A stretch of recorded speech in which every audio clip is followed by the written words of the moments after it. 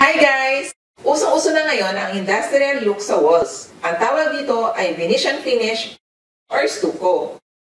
I-share ko naman ngayon ang pwede mong gamitin sa pang-top coat para ma-enhance at maproteksyonan ang finish na ito. May dalawang klaseng wax ang Fortress. Ito yung Polywax at Silver Wax. Sa ordinary wax, carnauba lang ang component. Ito yung wax na ginagamit sa mga sasakyan. Ang Fortress Polywax at Silver Wax ay bukod sa carnauba wax, meron itong silene at polyethylene component para mas lalong kumintab ang surface nyo. Tara, itry natin dito sa Venetian plaster para makita nyo kung paano ito gamitin. Maglagay ng polywax sa malinis na trowel at ipahid dito sa wall.